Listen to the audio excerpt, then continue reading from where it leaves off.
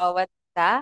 I hope po na tayo ay patuloy na namumuhay sa biyaya ng Panginoon, nabubuhay sa kalakasan na ibinibigay ng Panginoon. Higit sa lahat tayo ay tinatanggap natin yung gabay na ibinibigay sa atin ng Panginoon. So ngayon po, hayaan po natin na matapos natin ang 2 Corinthians 7 through 13 na isinulat po ni Paul, and kung maalala niyo po ay meron tayong 1 Corinthians, and then ngayon po ay matatapos po natin to today. And to give you a context lang po kung bakit nagsulat si Paul is para po ma-address yung mga issue, magbigay siya ng gabay kahit malayo siya, because we know po na si Paul po ang nagtatag ng church sa Corinth. So, ito po ay responsibilidad niya na kahit malayo siya, kahit missionary siya, he traveled a lot in different places. Inaalagaan niya pa rin po yung ibinigay na ministeryo sa kanya ng Panginoon.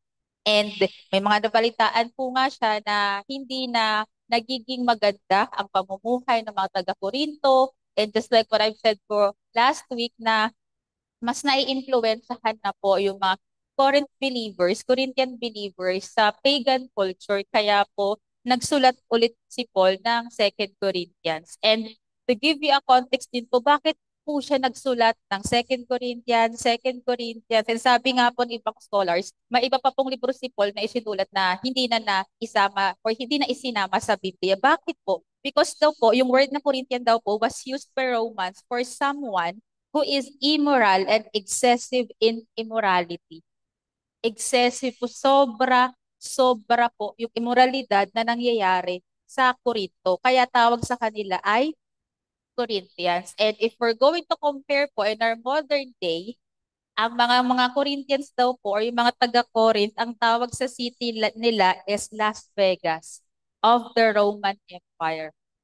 And alam po natin na pag sinabi nating Las Vegas ng Amerika, alam natin kung ano ang nangyayari, sino ang mga tao doon, ano yung mga bagay na hindi natin ginagawa bilang isang Kristiyano ay nandoon lahat. Name it, sugal, sexual immorality, lahat na po nandoon. So, ganun daw po i-describe ang Corinth. Tapos, in the middle of that city or in that city, may itinayong church si Paul. And these were Christians. Kaya, ganun na lamang yung pagdidisiplina ni Paul. Kasi alam niya na napapalibutan or the current Christians. Yung last na naituro ko pala sa chapter 16, ang sabi ni Paul is, do not be yoked together with unbelievers. Yun po yung context. Kasi nandun sila sa environment, sa sitwasyon, sa pangyayari. Hindi naman pwede na i-isolate ni Paul yung mga Christians, but we are still living in this world, but we have the responsibility na ilayo, i-separate, i-set apart yung sarili natin sa makamundong mga bagay. Yun po yung context ni Paul na do not be yoked together with unbelievers. Kaya sa chapter 7 po, ito po yung sinabi ni Paul na kapag if you do what I'm saying to do not be yoked with unbelievers, ang sabi niya sa verse 7, sa chapter 7, therefore, since we have these promises, dear friends, let us purify ourselves from everything that contaminates body and spirit, perfecting holiness out of reverence for God. So, mga nagkukontaminate sa buhay Kristiyano natin. And ano daw po yung mga promises na yon? What are these promises? Ang sabi, I will receive you, I will be a father to you, and you shall be my sons and daughters. Makikita po natin yan sa 2 Corinthians 6:18, yung previous chapter na kung saan po tayo natapos. And ang sabi ni Paul, if we separate ourselves from worldly thinking and acting, hindi lang po sa pag-iisip natin, pati rin po sa kilos natin, we are promised to have a closer, intimate relationship with God. Kasi kung mas nangingibabaw po yung pagiging makamundo natin, saan makapasok? Meron pa bang space si Lord sa buhay natin if we let ourselves be in that contaminated situation? alam naman po siguro natin yung mga sitwasyon na yon na we know it's not good, it's not holy for God, it's not glorifying for God, but we let ourselves to be in that situation. Kaya, po sa our sins, He is faithful and just to forgive us our sins and to cleanse us from all unrighteousness. If we confess our sin God directly. If you are not confident to have a partner to confess your sin sa kasamahan mo sa ministry, but matagal na po tayo magkakasama, dapat we are also accountable. And share natin na ito yung nagkamali ako, nagkasala ako. I remember po, I met this young woman way back 2017 and until now, ako pa rin po at siya pa rin po yung accountability partner ko na every time meron siyang mga, kinasal na po siya ngayon, each nagawa, ina-account ko rin sa kanya and she's the same partner because if we confess our sins, then God is faithful and just to forgive. Nalilinis is po tayo and yun po yung paglilinis na kailangan natin because we know that we are like filthy rags. Kung wala si Jesus Christ, kung hindi siya nabuhay muli, we are just like filthy rags, napakarumi, na inaapak-apakan lang. But with God, He has imputed His righteousness. Kaya, let's confess our sins to God. And yung mga kasalanan natin, minsan hindi na natin nakikita yung pride natin, yung pagiging legalistic natin, yung pagiging self-centered natin, masyado na tayong focus sa sarili natin, yung self-righteousness natin, yung false humility natin, yung bitterness natin, and yung hatred natin towards sa ibang tao, towards sa mundo, and minsan towards sa sarili natin.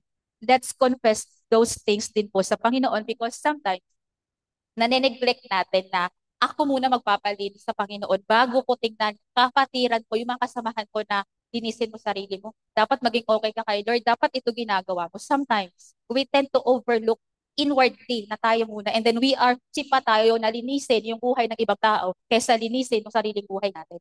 Because, mas nakikita natin na I am worthy because kaya kong tulungan ibang tao na maging okay.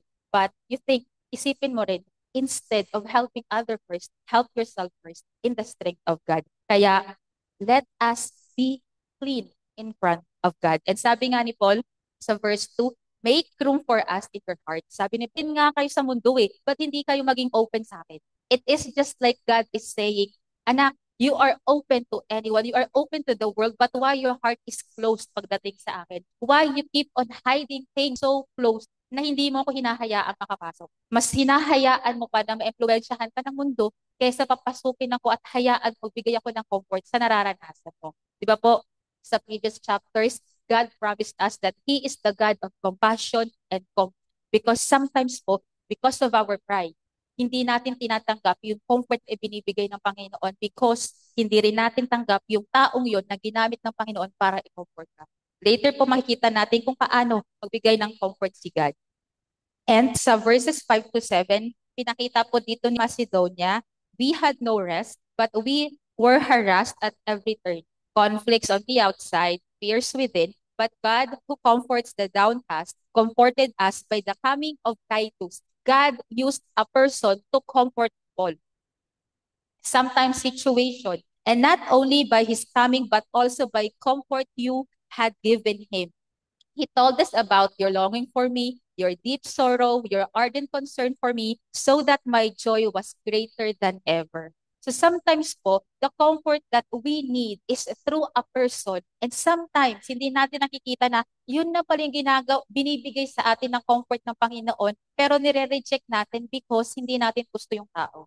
Or meron tayong something na kinikip sa taong yon and we turn away from that person or from that people, then we turn away from the comfort na ibinibigay ng Panginoon.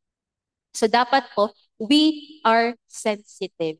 Because in the context po na pinag-aaralan natin, Paul in his apostolic ministry was facing tribulation, struggles, physical affliction, mental affliction, name it, everything. Kaya po, napaka-importante kay Paul na sa pinagdadaanan kong to, know that there is God who comforts us. And sa verse 10, naalala niyo po yung sinabi natin last time na sa sulat ni Paul, nasasaktan yung mga taga-Corinthians kahit po sa pag-visit niya. Pero may magandang nangyari po doon. Sa verse 10, godly sorrow brings repentance that leads to salvation and leaves no regret, but worldly sorrow brings death. Alam ko po, paulit-ulit na natin itong naririnig. Godly sorrow brings repentance And worldly sorrow brings death because we can be sorry for our sin without repenting. We can always be sorry, Lord, sorry po, but we never repent. That means kung nag-repent tayo, we change our mind and we change our action towards that sin. And sorrow describes a feeling, but repentance describes a change in both the mind and the life. And last time I mentioned po yung Greek word na metanoia. Metanoia po is a change of heart, life, and mind towards something spiritual. And that is the word metanoia na until now natutunan ko tong word na to, dala-dala ko siya lagi. Whenever I use this word metanoia, like kung naalala, you always have to renew your mind, renew your heart, renew everything, especially yung mindset. And sorrow alone accomplishes nothing. You just feel sorry to yourself, pero wala kang ginagawa. It is the goodness of God that leads a man to repentance. And so verse 12 to 13, so even though I wrote to you, it was neither an account of the one who did the wrong, nor an account of the injured party. Hindi yun nagtuturuan pa, kaya nagsulat si Paul kasi sa mga tao to, matitigas ang ulo. Kaya nagsulat sa atin tuloy si Paul kasi ikaw matigas ulo mo. No, ang sabi ni Paul, even though I wrote to you, it was neither, wala sa inyo, an account of the one who did the wrong, nor an account of the injured party, but rather that before God you could see yourselves how devoted to you as you are. It is still dahil sa Panginoon, makita natin sarili natin in the light of God's word. By all this, we are encouraged. So si Paul sa pamamagitan ng sulat niya, hindi siya nag-sugarcoat. Hindi uso kay Paul mag-sugarcoating. Instead, he did everything in love. Dahil sinulat niya rin naman to, and he walked his talk. He walked his talk po. And whenever we repent, dapat nakikita natin sa sarili natin, may change ba na nabago when I repented to God? Naiba ba yung mindset ko na pag naulit yung sitwasyon na yon, hindi na yung exact action ang gagawin ko, hindi na yung exact response yung gagawin ko. But is there a change of mind, a change of heart, and a change of action? That is repentance po. And sa chapter 8 to 9, pagsamahin ko na lang po, since it is about po giving, kahit po kasi si Paul, meron siyang mga issues na kailangan i-address, hindi niya pa rin po nakakalimutan na I still have to help those people in Jerusalem na nakakaranas ng kahirapan, na hindi na nakakakain ng maayos, na wala ng maayos na titirahan. So part still po ng pagiging shepherd ni Paul sa mga tao is to take care of the poor people in Jerusalem. Kaya po naisulat yung chapter 8 to 9 it is for the collection for the poor Christians in Jerusalem. Alam po natin na isa nga po sa mga bagay bakit kinupot siya si Paul, bakit po ina-undermine yung authority ni Paul, kasi ang mga taga-Corinthians po, hindi nila nire-respeto yung isang lingkod ng Diyos kapag hindi nagpapabayad. Sabi nila, hindi ka nga nagpapabayad. Pero si Paul, ginamit niya to, hindi siya nagpapabayad, pero yung kinokolekta niya na pera ay hindi para sa kanya, but for the benefits of the poor Christians in Jerusalem. Kaya po sabi sa verses 1 to 3, and now, brothers and sisters, we want you to know about the grace that God has given the Macedonian churches. In the midst of a very severe trial, their overflowing joy and their extreme poverty welled up in rich generosity. Ulitin ko po, in the midst. Sabi ni Paul sa sulat niya, in the midst of a very severe trial, sa gitna ng napakahirap na pagsubok, there, yung Macedonian people, yung mga church sa Macedonia, overflowing joy and their extreme poverty, extreme puno yung poverty nila, welled up in rich generosity. In the midst of severe trial and extreme poverty, nag-welled up yung generosity nila. And for I testify that they gave as much as they were able and even beyond their ability entirely on their own. And pinakita rin po ni Paul kung paano magbigay ng tama. And we know very well. And I'm so grateful and thankful po na ang CRCM family, we always give cheerfully and with the right attitude of the heart. Kasi yan naman po talaga ang katanggap-tanggap sa harapan ng Panginoon. And in example nga po ni Paul, yung sa Macedonia, kung saan nandun po yung churches ng Philippi and then ng Thessalonica. And pinakita rin po ni Paul yung si Jesus Christ, yung ultimate example ng giving, ng sacrificial giving. Because Jesus Christ himself gave up his life for us to be saved. And dapat po, importante, nandun yung willingness natin and integrity natin. If we have a grumble heart and yet we give, sa tingin po natin, it will bring glory to God. Dapat po yung heart natin is willing and we have a sincere and genuine heart to give. It doesn't matter naman po naman kung di tayo makapagbigay or magbigay as long as our hearts are right before God. We have the right, we have the right reason, we have the right conviction, kung bakit tayo nagbibigay and the motivation and the reason why we are giving. Kaya sa chapter 9, ang sabi ni Paul, we should have the right attitude of the heart and this is how you give people, ang sabi ni Paul. Sa chapter 9, verse 7 to 8, not reluctantly or under compulsion, for God loves a cheerful giver, and God is able to bless you abundantly, so that in all things, at all times, having all that you need, you will abound in every good work. Yun po yung sabi ni Paul. Dapat daw po, we give with a cheerful heart. Kasi po, it's very important na tama, lagi yung motibo natin because God can bless us materially and spiritually. In material aspect po, God can bless us through our work. He can give us promotion with a good salary. God can bless us with unexpected gifts or help from other people, especially kapag hindi natin ina-expect na, ay, Lord, thank you.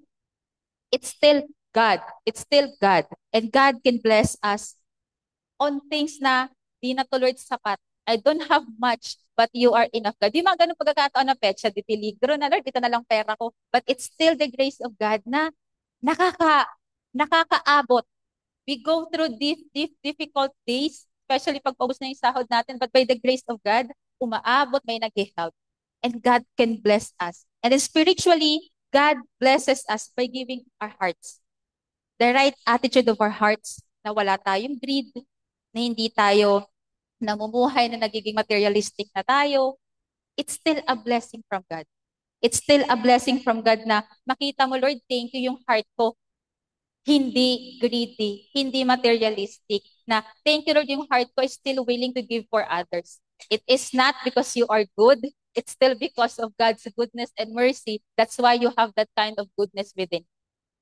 That's why you have that goodness na inaakala natin na, ay kasi mabait talaga ako. No, it's still the goodness of God. Why you are good and you believe that you are good. And sa verse 11, ang sabi, you will be enriched in every way so that you can be generous on every occasion and through as your generosity will result in thanksgiving to God. Kasi nga, yung kinokolekta ni Paul na pera, pinapunta niya doon si Titus is nagpapabayad eh. At kine-question niya naman taga-Korinto, kung talagang lingkod ka ng Diyos, pati hindi ka nagpapabayad?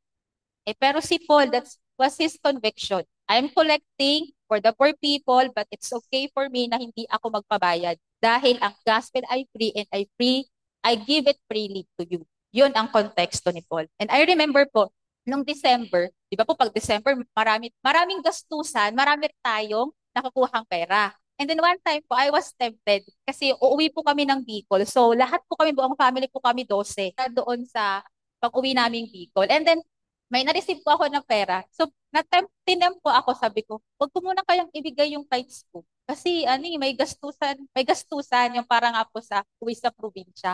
And then, God, the Holy Spirit convicted me na wala namang nabago. Wala namang nabago. Ang nabago lang is meron kang personal na gagawin. And nag-ipon ka naman. Bakit mo pa kukunin yung tithe para doon? Ang nasa isip ko kasi, baka kasi magkulang, Lord. So, hindi ko na muna ito ibibigay but then the Holy Spirit convicted me.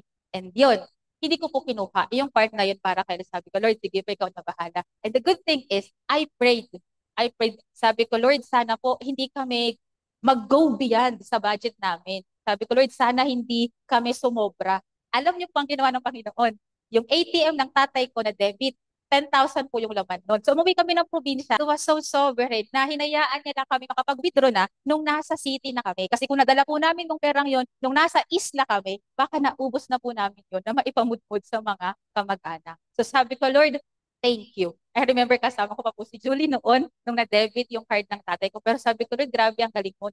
Winidhold mo yun para hindi kami mag-beyond. Kasi yun naman po talaga yung pinag-pray ko. So, yun po yung mga bagay na pinapakita ng Panginoon na, Ana, if you just let me handle your situation, mas makikita mo na, there's a greater reason pa pala bakit yung bagay na yon ay nangyari. Because God wants us to be channels of blessing, not a reservoir, not just a container na kinocontain lang natin, but a channel na pinagdadaluyan ng biyaya ng Panginoon. We are channels of blessing, not a reservoir. Dapat hindi lang po naiimbak sa atin, but make sure that when you bless others, your heart is right before God. Your intention is right before God.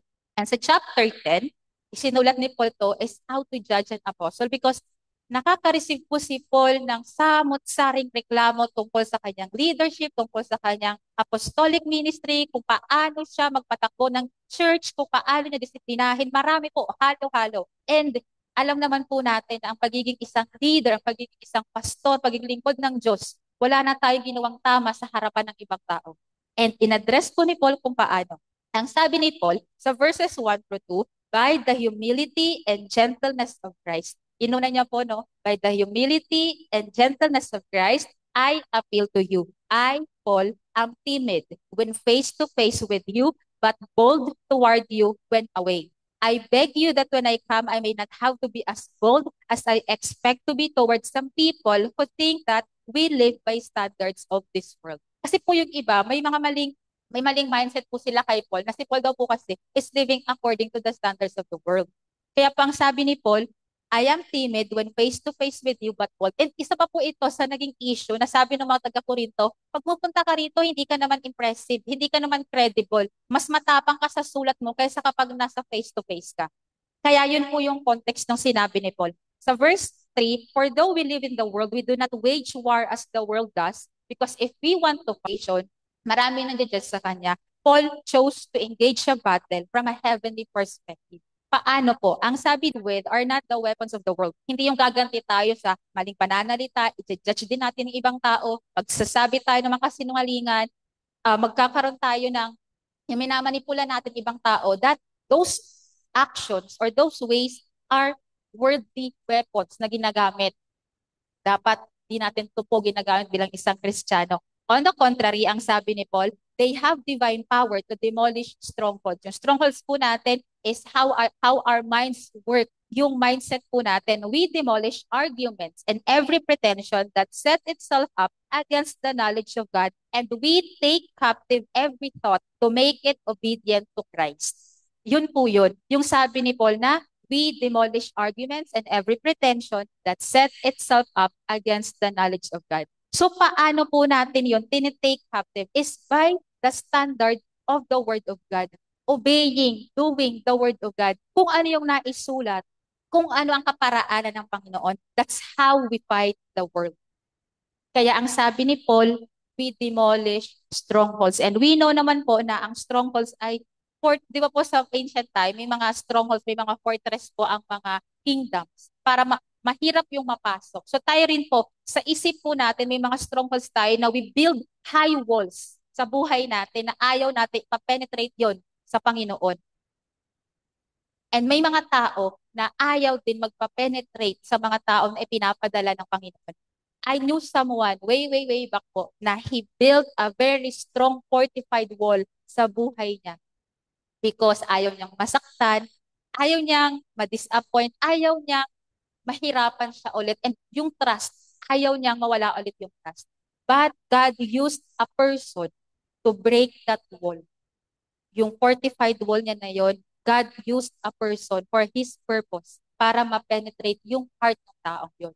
And God achieved His purpose sa buhay ng taong yon. And when Paul engaged the battle, he remember na, sabi nga po diba sa previous verses, sabi ni Paul, I am not preaching with persuasive words of wisdom, but with a demonstration of the Spirit's power, the power of the Holy Spirit, because there are preachers, there are influencers po, di ba? Sa ibang bansa nga po, yung mga preachers, yung mga pastors, nagiging influencers na po. They use yung mga persuasive words of wisdom, yung mga intellectual speeches na napapa-amaze po talaga yung mga tagapakinig, but they were not using the power of the Holy Spirit. Ano po yung reason ni Paul why he didn't use persuasive wisdom persuasive words of wisdom is because so that our faith might not be based on human wisdom, but on God's power. It's still for our sake na ang church na ito ay hindi kailangan ng persuasive words of wisdom para ipahatid ang salita ng Panginoon, but only by the power of the Holy Spirit, so that yung faith po natin, yung pananampalataya natin ay aangkla pa rin sa kapangyarihan ng Panginoon. Hindi dahil sa sinabi ng taong to, maniniwala ako. It still lies in the power of God. And we take captive every thought to make it obedient to Christ. How po? We examine our lives, we examine our mind, our thoughts, our behavior with God's truth. Yung katotohanan ng salita ng Panginoon, sa pamamagitan nun, tinitingnan natin yung sarili natin, and then we allow the Holy Spirit to control us. We allow the Holy Spirit to guide us. Nang sa ganon, we are not going to fight the world with the weapons of the world, but we fight the world with heavenly weapon. And ito nga po, yung sabi ni David sa Psalm 139:23 to 24, search me, God, and know my heart. Test me and see in me and lead me. Kapag ipinakita na sa atin, hayaan natin. Ang hiningi dito ng psalmist is, and lead me in, tapos na hiningi natin, ipinakita ng Panginoon, and we do our own way. Hiningi po dito ng psalmist, lead me. Lead me in the way everlasting.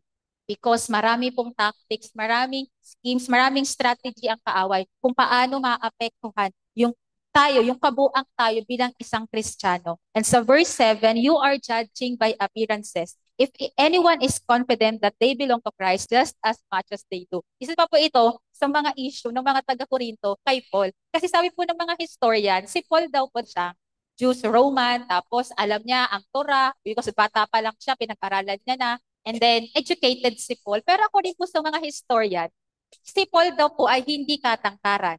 Yung ilong niya daw po is hook nose, yung parang pag ganun po. Matangos pero pag ganun, hindi siya pointed. And then may kilay daw po si Paul na pasalubong. Tapos yung legs daw po ni Paul, kung sa Tagalog ay sakang. Sa English po, bowed-legged po ata ang tawag doon sa sakang. So, tingnan po natin na itsura ni Paul. Hindi po siya tall, dark, and handsome. O kahit hindi man dark, maputi, mistiso, na pag nagsalita, talagang may impress yung ibang tao. Talagang pag nandiyan na sa harap, makikinig. So, ganun po ang itsura ni Paul. Maliit, sakang, ilong, hindi yung matangos na pointed, tapos yung kilay niya daw po yung nagsasalubong. Ganun po din-describe si Paul. So, kaya siguro ganun na lang din naman ang pagja-judge ng mga taga-Corinthians kay Paul sa appearance niya. Kaya nga po sinabi niya sa verse 7, you are judging by appearances. Because, aminin din po natin, madalas din po tayo rin po ay nagda-judge base sa ano yung unang ma-perceive ng ating mga senses. What I mean ma-perceive ng ating mga senses? Unang makita ng ating mga mata, unang marinig ng ating mga tenga, una nating maramdaman, dun tayo nagbe-base ng first impression.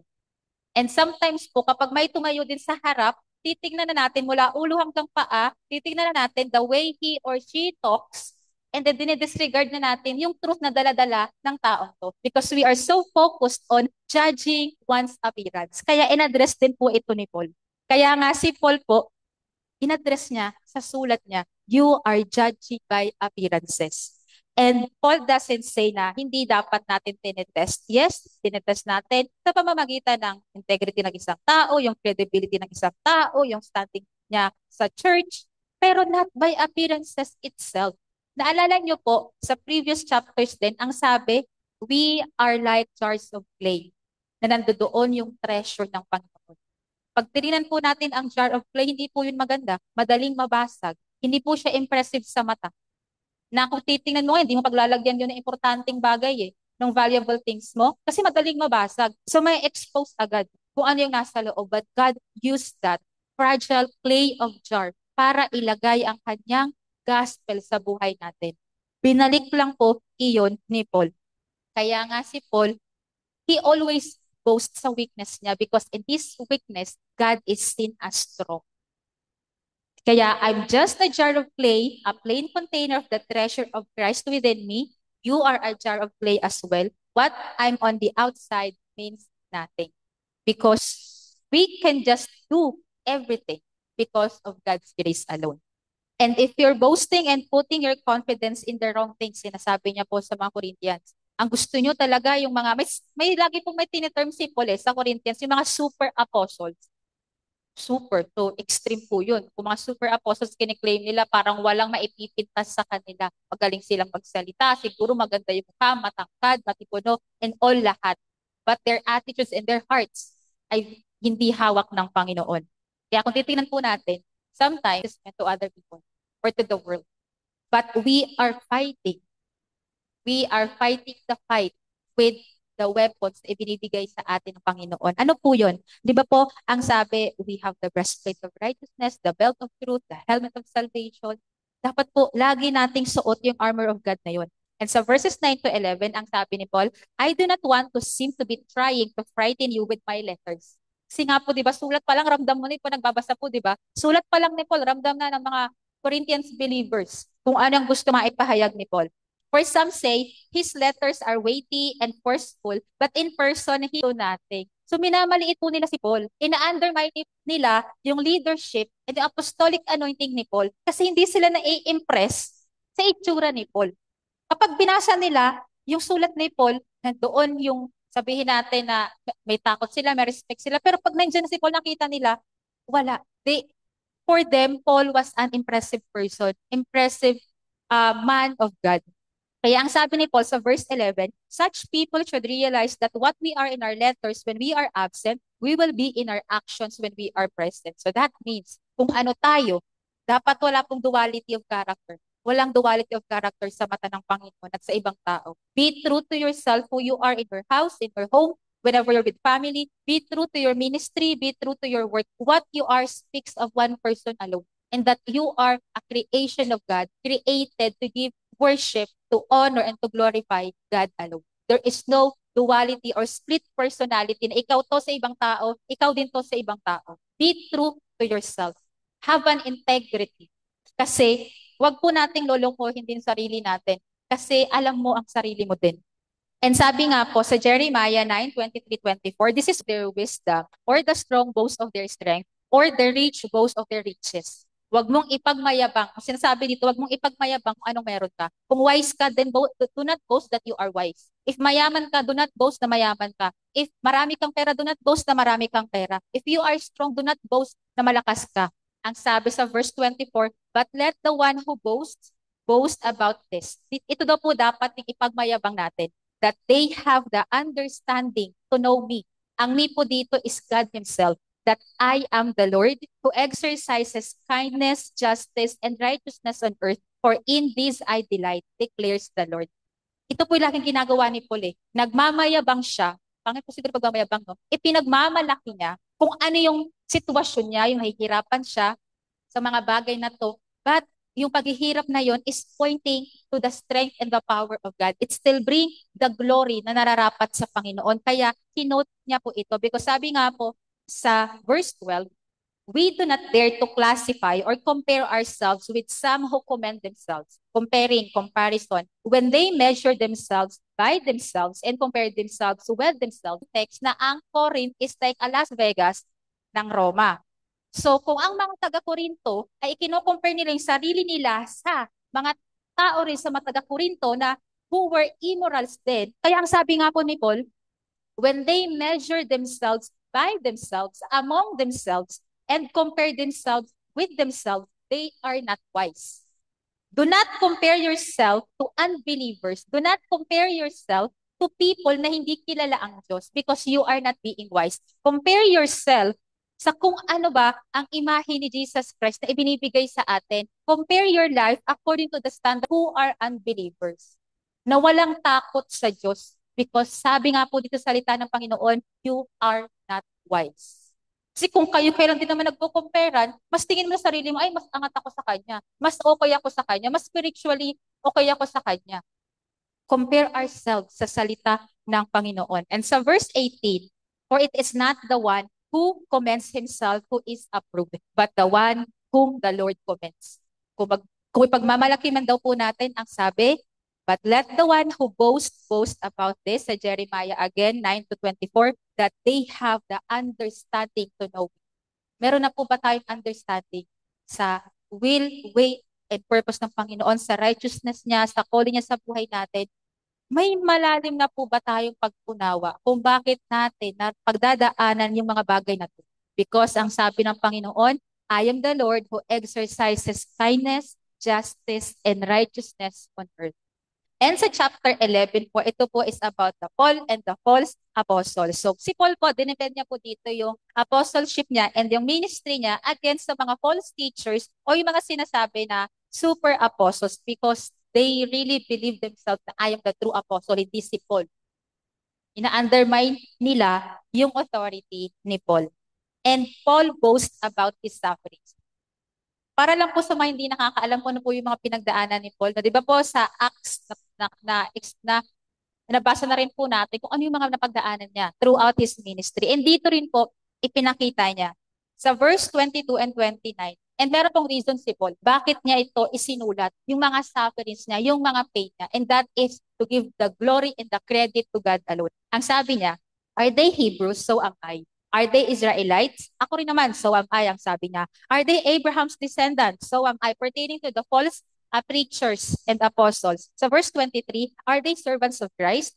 I'm out of my mind to talk like this. I am more. I have worked much harder, been in prison more frequently, been flogged, binugbog, palo-palo, more severely, and been exposed to death again and again. 5 times I received from the Jews the 40 lashes minus 1. Yan po kasi yung standard na pagbeat ng mga Romans is 40 lashes minus 1. So 39 lang. 3 times I was beaten with rods. Once I was pelted with stones. 3 times I was shipwrecked. I spent a night and a day in the open sea. Alam niyo po ba yung ma-experience sa open sea ka? Maglayag nga lang po ng 1 oras sa karagatan, nakakatakot na eh. Ano pa po kaya yung ilang araw siya? 3 times I was shipwrecked. I spent a night and a day in the open sea. I have been constantly on the move. I have been in danger from rivers, in danger from bandits, in danger from my fellow Jews, in danger from Gentiles, in danger in the city, in danger in the country, in danger at the sea, in danger from false believers. So parang kahit saan pumunta si Paul, kahit sino kasama niya, laging may danger. Laging may danger. I have labored and toiled and have often gone without sleep. I have known hunger and thirst and have often gone without food. I've been cold and naked. Besides everything else, I face daily the pressure of my concern for all the churches. Alam natin na maraming naitayong church si Paul sa kanyang ministry. Bilang isang missionary, marami siyang naitayo. I face daily the pressure of my concern for all the churches who is weak and I do not feel weak, who is led into sin and I do not inwardly burn. Yun po yung concern niya. Kaya yung makita pa lang po natin dito sinabi na pwede nang mamatay yung taong to si Paul sa lahat ng na-experience niya. But the hand of God and the sovereignty of God didn't allow na may mangyaring masama kay Paul because he has still a purpose to live on and hindi pa inaalaw ng Panginoon na mamatay si Paul kasi meron pa siyang kailangang gawin. Alam natin po kung paano namatay si Paul po, di ba? And Paul freely chosen that kind of life with God. Pinili niya yun because, again, babalik po tayo sa previous chapters, alam niya yung responsibility, yung burden na inatang sa kanya ng Panginoon. Alam niya, kaya hindi na rin siya nasusurprise kung bakit marami siyang kailangang pagdaanan pa. And paano si Paul namuhay ng meron kakontentuhan, masaya siya. Paano po? Masasagot po ito sa sulat niya sa Galatians 2:20. He died to himself. Sabi ni Paul sa Galatians 2:20, I have been crucified with Christ. It is no longer I who live, but Christ lives in me. And the life which I now live in the flesh, I live by faith in the Son of God who loved me and gave himself for me. In my current state po, it is hard for me pa to say na I've been crucified with Christ. I am. But living daily, still part of me na I still live according to the world. But I always chose to surrender it to God. I am so much far from being perfect, but part of cleaning myself is coming to the Lord and confessing my sins, confessing my weaknesses. Because ang sabi ni Paul sa verses 3, I will boast of the things that show my weakness. Kaya niya isinulat yung mga sufferings niya, hindi para maipagmalaki na, uy, napagdaanan kong lahat ng to. Kaya nandito ako nakatayo sa inyo kasi he wrote this and included in his teaching, in his again sa Panginoon. Because ang sabi niya, I will boast of the things that show my weakness. The God and Father of the Lord Jesus, who is to be praised forever, knows that I am not King Aretas had the city of the Damascenes guarded in order to arrest me. Ito na po yung pinapahuli na si Paul. Kasi ito na po yung time na binigay na ni Paul yung buhay niya sa Panginoon. Ang sabi dito ni Paul sa verse 33, but I was lowered in a basket from a window in the wall and slipped through his hands. So titingnan po natin, binabas si Paul para makatakas. Nilagay siya sa basket para ma-save yung buhay niya. Balikan po natin kung sino si Paul way before wala pa si Jesus Christ sa puso niya. It shows po yung contrasting scene and yung difference nung siya pa si Saul of Tarsus na nag-uusig sa bawat Kristiyanong nananampalataya sa Panginoon and the Paul the Apostle. Makita po natin the Saul of Tarsus, yung authority niya and yung meekness niya and yung humility niya bilang isang Paul the Apostle para maibaba siya, para mailigtas siya. Doon po tiningnan ni Paul na all praise belong to God alone. And sa chapter 12 po, ito na po yung strength of grace and weakness. And kung maalala nyo po, dito po familiar kayo or tayo sa sinasabi na thorn in the flesh ni Paul. Dito po yan sa chapter 12. And habang dinidefend po ni Paul yung apostleship niya, naalala niya, sinulat niya, nagkaroon siya ng vision from God. And yun nga po yung nakapunta siya sa third heaven. Sa third heaven, and ipinakita rin and ibinigay ng Panginoon yung sinasabing thorn in the flesh in the Bible. Sa verse 7, therefore, in order to keep me from becoming conceited, I was given a thorn in my flesh, a messenger of Satan to torment me. Kung babalikan po natin, di ba, nagkaroon ng vision si Paul na he was taken to the third heaven where he heard things unutterable. Sabi po yan sa verses 2 through 4. And ang sabi niya, para ma-prevent siya na maging mayabang, maging boastful, ang sabi, therefore, in order to keep me from being conceited, I was given a thorn in my flesh. Ibinigay ng Panginoon yung thorn in the flesh na sinasabi niya. And yung mga Bible scholars po, ang sabi nung nabasa ko, marami pong mga silang kinuha na baka daw po physical yun or mental kasi po sa physical appearance ni Paul or baka naman daw po spiritual siya or mahirap na circumstances. Marami pong mga hinuha. Pero wala po kasing sinabi si Paul kung ano yung thorn in the flesh. And then when I asked the Lord, sabi ko, Lord, ano po kaya yung thorn in the flesh na yun ni Paul na kasi po sa succeeding verse, ang sabi niya, 3 times I pleaded with the Lord to take it away from me. Sabi niya 3 times. Sabi ko, Lord, he pleaded na mawala yun, alisin yun. Pero may sagot sa kanya ang Panginoon. Sa verse 9, but he said to me, my grace is sufficient for you, for my power is made perfect in weakness. And then tinanong ko si Lord, Lord, ano kaya yun na pinagpipray ni Paul, yung thorn in the flesh niya, pero hindi mo siya inalis, but you gave him strength to carry on. You gave him the grace that he needed each time na na-experience niya yung thorn in the flesh na yun. And the Holy Spirit told me na, hindi mo man alam, Ana, kung ano yung thorn in the flesh ni Paul, at least ikaw sa sarili mo, Ana, alam mo kung ano yung thorn in the flesh mo. Para you let yourself be grounded sa salita ng Panginoon. Be grounded na it's still by the grace and mercy of God. Kaya ka nakakalakad pa sa katwiran. You know, and I pray and I hope din po na let's ask the Lord and kung ano yung thorn in the flesh na meron ka. Kasi ang sabi po dito, a messenger of Satan to torment. Tinato-torment po tayo in every aspect. Hindi ko man alam kung ano yung thorn in the flesh ni Paul, but the Holy Spirit revealed to me what is the thorn in my flesh so that I will not be conceited, so that I will be more dependent to God na every time na, ay Lord, okay ako sa aspeto kong to, babalik ako sa, di pa pala ako okay. I still have this thorn in my flesh and I prayed as well so many times. And same sa binigay kay Paul, my grace is sufficient for you, for my power is made perfect in weakness. That thorn in the flesh becomes your weakness or becomes my weakness. But in my weakness, God is being stronger and stronger because I depend on Him every day. Because if I'm not depending on Him every moment, hindi ko alam kung ano pa yung kaya kong gawin. So, hindi ko man alam ang thorn in the flesh ni Paul, but I know the thorn sa flesh ko. And let's continue to surrender it to God and to pray to God na yung grasya at habag na patuloy na mamangibabaw sa atin. And sabihin natin na hindi sinagot ni God si Paul, sinagot po ni God si Paul. Sinagot niya, sinabi niya, my grace is sufficient for you, for my power is made perfect in weakness. And siguro, maalala niyo po sa Philippians 4:6, be anxious for nothing, but in everything, by prayer and supplication, with thanksgiving, let your request be known to God. And si Paul din po ang nagsulat nito. Makikita po natin, no, lahat ng kailangan natin, nakasagutan, makikita natin sa salita ng Panginoon. So, two ways po na meron tayong makikita kung paano nire-relieve yung sarili natin, nire-relieve ng Panginoon para magkaroon tayo ng comfort sa kinakaharap nating buhay. Una po is, God can remove the load na meron tayo. God can remove it.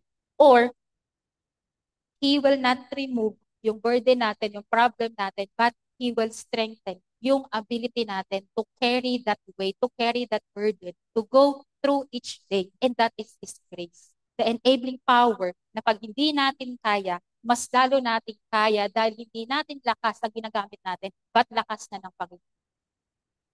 Mas gugustuhin ko na po siguro, no, na, sige Lord, nandito yung thorn in the flesh ko, but keep me stronger in my faith and in my conviction and the fear of God. Please strengthen that so that yung thorn in this flesh, yung weight, yung burden, yung trials, yung problem, alam ko, si Lord ang nagkikarry sa akin. Alam ko na in my weakness, He is strong sa buhay ko. Kaya nga sabi niya, my grace is sufficient for you. Yung grace niya, sa bawat araw, sapat yun para sa atin. Hindi yung grace na nakuha natin kahapon and hindi yung grace na makukuha pa natin. Yung grace na para sa ngayon, yun ang grace na ibinibigay ng Panginoon. Ang sabi niya, may yung mismong lakas ng Panginoon ang ibinibigay at ibibigay sa atin. Kaya nga ang sabi, my grace is sufficient for you. Buti na lang po hindi sinabi na my grace is sufficient for you, Paul alone. Kasi kung kay Paul alone lang, excluded tayo. Buti na lang po nakalagay for you, it means for the future believers and para sa atin. This message is, my grace is sufficient for you. It's not limited to people na nasa ministry. It's not limited to people na spiritually high, okay sa Panginoon, but include yourself na, Lord, every day, your grace is sufficient for me. Kaya po, ang sabi ni Spurgeon, i-quote ko lang po. Sabi po ni Spurgeon, it is easy to believe in grace for the past and the future, but to rest in it for the immediate necessity is true faith. Yung ngayon, yung current state mo, it takes faith to believe na, Lord, your grace is sufficient. Yun po yung sinasabi ni Spurgeon. Believer, it is now that grace is sufficient. Even at this moment, it is enough for you. O ano man po yung nararanasan natin ngayon, His grace is enough for us. And si Paul po sa verse 9, sabi niya, therefore, I will boast all the more gladly about my weakness. Di ba po, paulit-ulit niya, I will boast about more gladly about my weakness so that Christ's power may rest in me. That is why, for Christ's sake, I delight in weaknesses, in insult. Di ba po ini-insult ko siya? In hardship, in persecutions, in difficulties. For when I am weak, then I am strong. Because sometimes po kasi, we really don't believe God's grace is sufficient until we believe na we are insufficient. Until na sabi mo sa sarili mo na, Lord, di ko talaga kaya. Wala, di ko to kaya. Until na isurrender mo yung strength mo, yung kakayanan mo, you will never see that the grace of God is sufficient sa buhay natin. And many of us think na, kailan kaya darating yung panahon na hindi na ako mahihirapan, hindi na ako makukulangan ng pera. Darating at darating po tayo dyan. Pero kapag, kunwari, yung main problem po natin ngayon is yung hindi po pa tayo stable. Darating at darating tayo na maging stable na tayo. But there will be greater problem that will arise because yung pera, madali na lang yan, madali tayo maging stable sa buhay, but we will always look sa inner man natin na, Lord, marami pang kulang. Lagi sa natin hinihingi yung maging okay sana sa buhay ko, ganito, ganyan. But yung inner self at yung faith natin, kailan ka natin hiningi kay Lord na, Lord, kamusta na kaya yung faith ko? Kamusta na kaya yung pagsunod ko sa iyo? Kamusta na kaya yung relationship ko sa iyo? Kailan kaya ako darating sa ganitong antas? Kasi po lagi natin hinihingi, kailan kaya darating yung, ako po, alam niyo, isa sa mga lagi ko hiningi kay Lord, Lord, kailan kaya darating yung lagi kaming, yung darating yung time na hindi na akong problema sa pangkulam namin. Kasi po, may mga times na sa araw-araw, ang mahal na po ng bilihin, di ba? And then, ang parang sa dami po namin sa bahay, ang 500 mo sa isang kainan, kulang or minsan sakto lang. So sabi ko, Lord, galing ka darating yung araw na bigay na lang ako ng bigay na pambili or sa bahay na kung sino may pambigay ng pera, and then lagi okay yung ulam. And kaya darating yung time, Lord, na kapag nahihingi ng pambili ng ulam yung kapatid ko, bibigay ako agad. Or may mga tao din sa bahay na magbibigay din. And then God told me that. Kaya na-share ko lang po. And then, sometimes po din, we think na yung spiritual maturity natin is kapag hindi na tayo dependent kay Lord. Because po kasi 'di ba sa mundo, if we take the context sa mundo, we are more mature kapag independent na tayo. Kapag independent na tayo sa mga magulang, independent na tayo na meron tayong sariling trabaho, independent na tayo ng kaya na natin gawa, then you are mature enough. But in Christ, we are spiritually mature if we continue to depend on God every moment of our lives. That is spiritual maturity because sometimes so po, we take God as our earthly mother and father na kapag okay ka na, kaya mo na bumukod sa pamilya mo. Kaya mo nang hindi sundin yung kung ano yung gusto ng mga magulang mo. But in spirituality, we are more mature when we are more dependent on God because yun ang gusto ng Panginoon. And sabi nga po sa Philippians, through Christ who strengthens me. And yung concern po ni Paul sa mga taga-Corinto ay hindi maunawaan pa ng mga taga-Corinthians during that time. Sa tingin nila ay, ano ba naman to si Paul, lagi na lang kami pinapagalitan. But sa verse 14, ang sabi ni Paul, now I am ready to visit you for the third time and I will not be a burden to you. Hindi naman po talaga naging burden si Paul, but you, your heart. After all, children should not have to save up for their parents, but parent for their children. And as a conclusion po, sa chapter 13, ito po yung final word. Sabi ni Paul sa mga warning, and when I was with you, that's my return, I will not spare those who sinned earlier or any of the others. And sa verse 5, whether you are in the faith. And if we accept it, God is asking you or telling you, examine yourselves to see whether you are in the faith. Paano? Test yourselves. Do not realize that Christ Jesus is in you unless, of course, you fail the test. Yun ang sabi ni Paul. So sabi nga po sa Psalms, ano natin matitest yung sarili natin, magpa-search tayo sa Panginoon. I-pray natin to, know my anxious thoughts, see if there's any offensive way in me, and lead me all sa verses 9 through 10. We are glad whenever we are weak, but you are strong. And our prayer is that you may be fully received, complete. And sa verse 10, this is why I write these things when I am absent. Ito po yung pinaktan 2 Corinthians. That when I come, I may not have to be harsh in many use of authority, the authority the Lord gave me for building you up, not for tearing you down. Because kung titingnan daw po natin, ang sabi ng mga scholars, yung mga taga-Corinthians daw po, yung mga believers doon, is like a building that is a foundation, tall and strong. For 1.5 walls, sabi po ng mga Bible scholars, with the other walls crumbling or barely started. Kaya ang gusto ni Paul to be made complete. So kung tinatayo po ni Paul na merong matibay na pundasyon at walls ang isang church or ang church niya sa Corinth, gusto niya maging complete ito. And that reminded me po yung sabi sa salita ng Panginoon sa 1 Corinthians 3:11, other than the one that is laid, which is Jesus Christ. And sa Colossians 2:6 through 7, so then, just as you receive Christ in Him, continue, tinanggap natin and continue to live your lives in Him, rooted and built up in Him, strengthened in the faith as you were taught, overflowing with thankfulness. Kaya po nagbigay din si Paul ng babala, di ba, sa previous chapters, ang sabi niya sa 1 Corinthians 10:12. So if you think you are standing firm, kasi po, conceited, alam po kasi ng mga taga-Corinto na matatalino sila, okay sila, but spiritually they're not. Kaya ang sabi ni Paul, so if you think you are standing firm, be careful that you don't fall.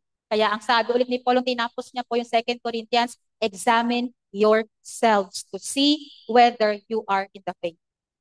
And sa final greetings ni Paul sa verses 11 to 14, for full restoration, encourage one another, be love and peace will be with you. Greet one another with a holy kiss. All God's people here send their greetings. Make the grace of fellowship of the Holy Spirit be with you all. Ay binigay ni Paul yung blessing niya sa kanyang huling libro sa mga taga-Corinto, which is the Second Corinthians. So, kung titignan po natin yung kabuuan ng First and Second Corinthians, let's continue to build our lives on God because Jesus Christ is the cornerstone, yung cornerstone ng buhay natin.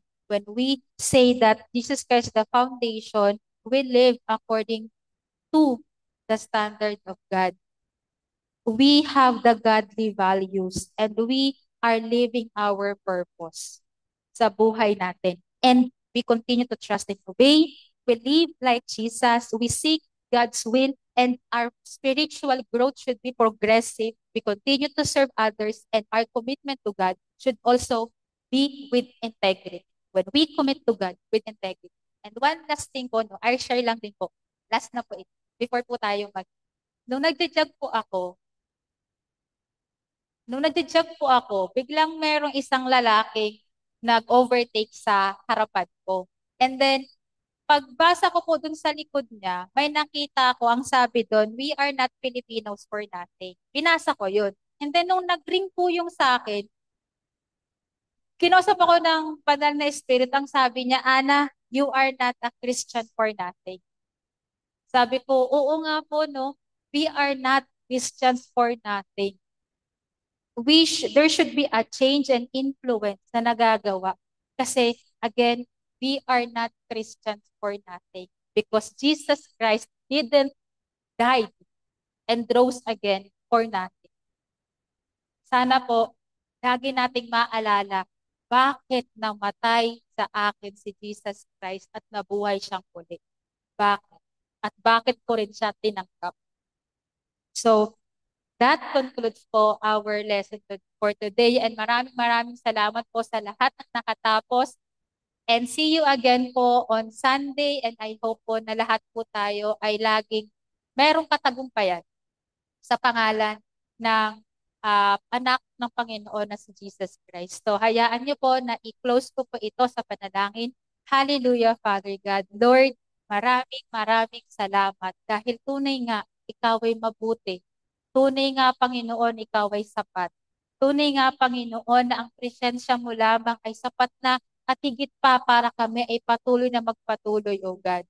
Lord, maraming salamat, Panginoon, dahil ikaw ang aming kalakasan. Maraming salamat dahil tuwing kami ay nagkakamali, pinapalo mo kami, Panginoon. Dinidisiplina mo kami, Panginoon. But Lord, help us to always be sensitive. Help us to always submit in your way, in your will, and in your purpose, O God. Help us, Panginoon, to always have a teachable heart, Panginoon, and help us to ask you to always search us what is within us. Lord God, nang sa ganon, we will continue to see ourselves in the light of your word, Panginoon. Lord, maraming salamat po sa lahat ng mga bagay na patuloy mong ibinibigay bilang katuruan, bilang warning, bilang reminder, bilang pagdidisiplina, at higit sa lahat, maraming salamat dahil sa lahat ng ito, ang nakikita namin ay ang walang humpay na pag-ibig mo, Panginoon. Ang walang humpay na pagbibigay mo sa amin ng awa at habag, Panginoon. Lord, maraming salamat, Panginoon, dahil patuloy mo kaming minamahal, Panginoon. Patuloy mong ipinapakita sa amin that you are our good Father. You are our shepherd. Lord, hayaan mo na patuloy namin magampanan bilang isang anak mo, bilang isang lingkod mo, kung bakit mo kami patuloy na pinapalakas araw-araw. And that is to give you glory, to give blessings to others, O God, and to spread the light, give light, shine the light, Lord God, that you have given us. Lord, we thank you, we glorify you. In Jesus' name we pray. Amen. Tuloy po tayo sa biyaya ng Panginoon. So maraming salamat po sa lahat po ng nag-join. Again, via Facebook, via Zoom, and dito rin po sa Kamarin. Thank you po sa lahat and enjoy po your lunch, enjoy your fellowship with one another, and see you again po on